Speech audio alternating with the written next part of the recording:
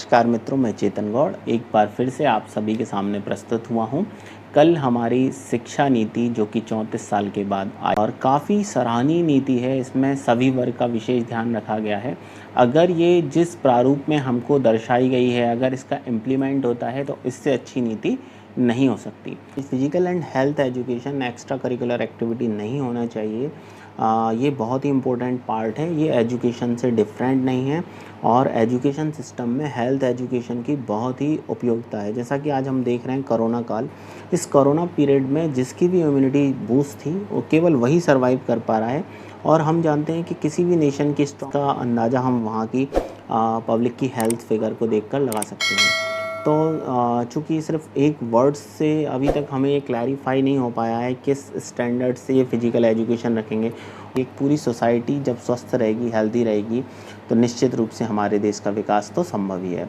काफ़ी अच्छा course design किया है, उसके लिए मैं धन्यवाद प्रकट करना चाहता हूँ अपनी तरफ से। करते हैं, इसके पहले भी कई सारे गवर्नमेंट ने प्रोग्राम चलाए हैं, लेकिन वो सिर्फ तो काफ़ी विजनरी, लेकिन वो यथार्थ रूप में फलीभूत नहीं हो पाए हैं। जैसे हमारी सरकार ने yoga day, international yoga day दिया है, लेकिन सिर्फ वो दिन विशेष के लिए ही बन के रह गया है। फिट इंडिया मूवमेंट और खेलो इंडिया मूवमेंट भी चलाए हैं, लेकिन उनसे ना तो कोई ज़्यादा आमूल-चूल परिवर्तन हमें देखने को मिले हैं और जितने लोग स्पोर्ट्स की डिग्री किए हुए हैं वो भी बेरोज़गार हैं।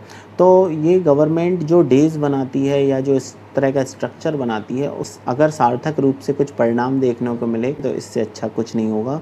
बाकी का जो आपने सोचा है विजनरी प्लेटफॉर्म है। आप बच्चे को जब 12th पास कर रहा है तो उसके हाथ में एक स्किल्स दे रहे हो, सबसे बड़ी बात है। अभी तक की प्रणाली थी वो 10+2 में रटने वाली प्रणाली थी, जिस पे स्किल्स पर कोई जोर नहीं था। सिर्फ एक पर्टिकुलर बुक्स वगैरह तैयार करने पर बच्चा अच्छा सा मेरिट गोल कर लेता था। लेकिन उसका बस हम लोगों का निवेदन है इसमें खेल शिक्षा को समाहित किया जाए। ना केवल खेल शिक्षा को समाहित किया जाए बल्कि कंपलसरी रखा जाए एज ए सब्जेक्ट देश के निर्माण में। जैसा कि हम देख रहे हैं आज कोरोना काल में जिस तरीके से जिन लोगों की इम्यूनिटी कम थी उन्होंने अपनी जान से हाथ गंवाना पड़ा। और हर देश में, इंडिया में सबसे ज़्यादा हमारा जो इकोनॉमी, जो पैसा जा रहा है वो हेल्थ सेक्टर में ही जा रहा है। हेल्थ सेक्टर को हमें पोषित तो करना है, लेकिन इस तरीके से नहीं कि हमारी स्वास्थ्य को दान करने के बाद हम उनको पैसे दें। हम ये चाहते हैं हम स्वस्थ रहें, वो हमें स्वस्थ रखने के लिए बने, ना कि हम बीमार हों और उसके बाद में हमें स्वस्थ करें। इम्प्लीमेंटेड होती है ये पॉलिसीज़, तो मैं ये कहता हूँ ये इंडिया की नहीं, ऑल ओवर द वर्ल्ड सबसे बेस्ट एजुकेशन सिस्टम प्लानिंग होगी हमारी देश की, और हमें ये अग्रणी बनाएगा अगर ये ऐसे ही एज इट एज इम्प्लीमेंट होती है। बस इसमें हेल्थ एजुकेशन और योगा के बारे में कोई ज़्यादा जिक्र नहीं किया गया है। अगर हेल्थ एजुकेशन और योगा को भी इसमें, तो मैं ये भी जानना चाहता हूँ, अगर ये सारे टीचर्स को ट्रेंड करने की बात है तो क्या ये पुराने जो 34 साल पहले का जो स्ट्रक्चर चला आ रहा है उन टीचर को ट्रेंड करें? चूँकि इसमें कई सारे प्रोविज़न जोड़े, उन्होंने वोकेशनल ट्रेनिंग की बात भी बोला है, वहाँ पर म्यूजिक की बात भी बोला है, आर्ट्स की भी बात बोला है और फिजिकल एजुकेशन का बोला है। तो इतना सारा ओवरऑल ड्यूरेशंस में मुझे लगता नहीं है पॉसिबल से 5 घंटे के मॉड्यूल में इतना कुछ देंगे, वो इतना ट्रेनिंग सेशन, वर्किंग आवर्स रखेंगे। इस नीति का मैं बहुत तहे दिल से मतलब इसको अप्रिशिएट करता हूँ कि काफ़ी अच्छी नीति बनी है। अगर ये इम्प्लीमेंट होती है तो मैं ये समझता हूँ 34 साल के बाद एक काफ़ी अच्छी शिक्षा नीति, भारत को ये आगे अग्रणी बनाने के लिए बहुत अच्छी नीति है। थोड़ा सा यहाँ पे क्लैरिफाई हो जाए, फिजिकल एजुकेशन तो अनिवार्य होना ही चाहिए, कुछ भी मेंशन नहीं हुआ। क्या ये कंपल्सरी एज ए सब्जेक्ट होगा? ये नीति निर्माण में बहुत सारा समय रहा है, हम लोगों ने भी हमारे सुझाव दिए हैं।